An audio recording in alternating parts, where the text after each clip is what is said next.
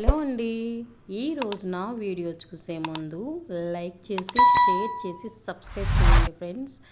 నాకు మీ లైక్ నాకు చాలా ముఖ్యమండి. మీరు వేసే లైక్ 10 మందికి చేరుతుంది. అది నాకు చాలా ఉపయోగపడుతుంది అండి. చూడండి, నేనైతే ఈరోజు కోడిగుడ్లు పులుసు చేస్తున్నానండి. కోడిగుడ్లు పులుసు అంటే ఎవరికైనా తెలిసిందేగా అనుకోవద్దు ఫ్రెండ్స్. నేను తయారు చేసే విధానంగా చేశాను. మీకు నచ్చితే మీరు కూడా తయారు చేసి బాగా కుదిరితే కామెంట్ రూపంలో తెలియచేయండి, ఓకేనండి. ఈ బాండీ పొయ్యి మీద పెట్టి తాలింపు దినుసులన్నీ వేసాను, ఆయిల్ వేసి చక్కగా అవి చిటపటామన్నాక ఆనియన్స్ పచ్చిమిర్చి మంచిగా వేగనిచ్చినాక ఆనియన్స్ 4 గడ్డలు తీసుకున్నానండి. అవి పచ్చిమిర్చి మొత్తం చక్కగా నీట్గా కట్ చేసేసి వేసేసి మంచిగా గరిటె తీసుకుని తిప్పుతున్నానండి. ఎంత బాగా తిప్పితే అంత తాలింపు అంతా పట్టేసి తొందరగా మగ్గిపోతుంది.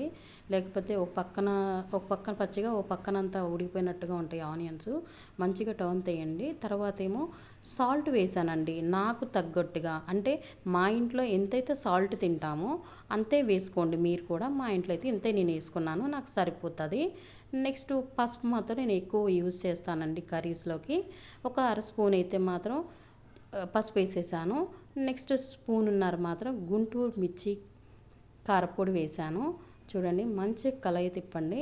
ఆ తర్వాత ఎగ్స్ వేసానండి. ఎగ్స్ కూడా మంచిగా ఇట్లా నిలువుగా కట్ చేయండి. కట్ చేస్తే సూప్ అంతా అందులోకి ఎక్కేస్తుంది, ఓకేనా. తినేటప్పుడు బాగుంటుంది. లోపల వైట్ సొన ఉంటుంది కదా, అది కూడా బాగుంటుంది. ఆ తర్వాత చింతపండుని మంచిగా పిసికేసి అదంతా గుజ్జు తీసి పక్కన పడేసి ఈ చింతపండు వాటర్ని కర్రీస్లో పోసేయండి. మంచిగా గోల్నివ్వండి. ఎంత గోలితే అంత బాగుంటుందండి, దగ్గరికి రానివ్వండి. నెక్స్ట్ స్పూన్నర పంచదార వేసానండి. ఒక్కొక్కరికి ఇష్టమో ఒక్కొక్కరికి ఇష్టం ఉండదండి, కానీ నేనైతే మాత్రం 100% వేస్తాను పంచదార. చూడండి, నా వీడియో నచ్చినట్లయితే లైక్ చేయండి ఫ్రెండ్స్.